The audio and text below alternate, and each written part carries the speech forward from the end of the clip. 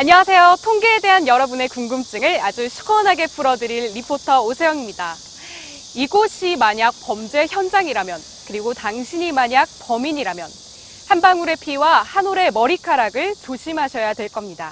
DNA가 당신을 범인으로 지목할 테니까요. 어떻게 이런 일이 가능할까요? DNA 분석의 비밀을 찾아서 저와 함께 대검찰청 과학수사부로 찾아가 보시죠.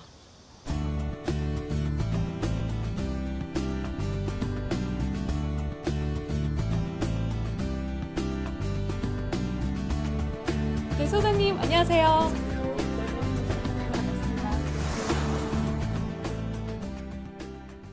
네, 범죄 수사에서 DNA는 한마디로 뭐라고 할 수 있을까요? 예, 범죄 수사에서 DNA를 한마디로 표현한다면 눈에 보이지 않는 목격자라고 얘기 드리고 싶습니다.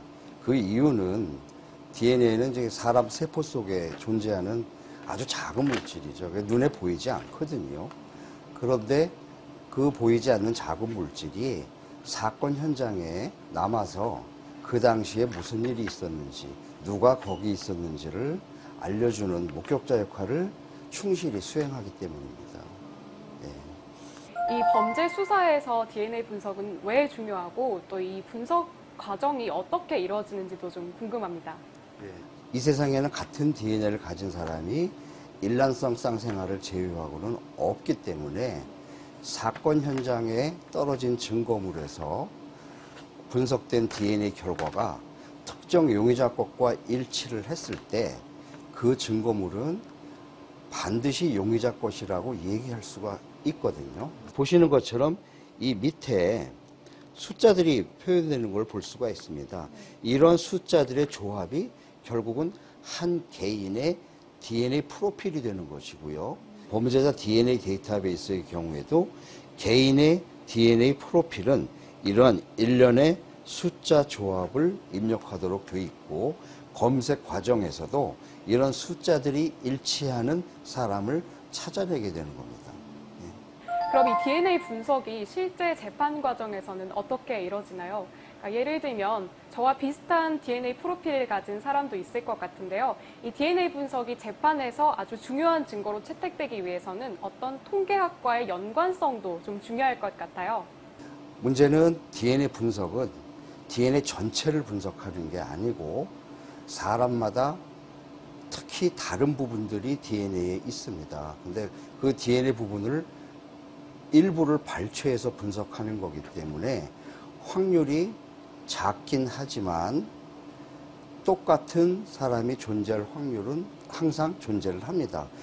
현재는 특정 사건의 증거물하고 용의자가 일치했을 때 그런 개인 식별 지수를 계산을 해보면 예를 들면 10의 15승분의 1, 이 정도로 아주 극히 작은 수치로 나타납니다. 그것은 무슨 의미냐 하면은 10의 15승 명당 한 명이 우연히 똑같은 DNA 타입을 갖고 있다는 의미로서 실제로 이 용의자 외에는 없다는 얘기가 되는 거죠. 혹시 20년 전에 피해자의 손톱에서 채취한 아주 작은 피부 조직도 혹시 DNA 분석이 가능할까요? 만약에 그렇다면 이 많은 미제 사건을 해결하는 데 큰 도움이 될 것 같은데요. 그러니까 DNA는 상당히 안정한 물질입니다. 불에 타거나 고온에 노출되어 있지 않은 경우라면은 굉장히 오랫동안 보존될 수 있기 때문에 수십 년이 지난 그런 증거물에서도 DNA 검출이 가능하고 또 아무리 미량이라도 검출이 가능합니다. 그래서 단지 피해자의 손톱 이런 것뿐만이 아니라 아까 말씀드린 것처럼 그 자신이 만졌던 물건, 휴대폰이라든가 혹은 이 안경에 끼는 안경 코에 묻어있는 땀이라든가 이런 데에서도 DNA 분석이 가능합니다. 네, 오늘 DNA 분석에 관해 정말 좋은 말씀 감사합니다. 네, DNA는 한마디로 진실의 목격자라고 할 수 있을 것 같습니다. 이 DNA 과학수사와 같은 정확한 과학수사를 통해서 범죄 없는 깨끗한 세상이 되길 기대해 봅니다.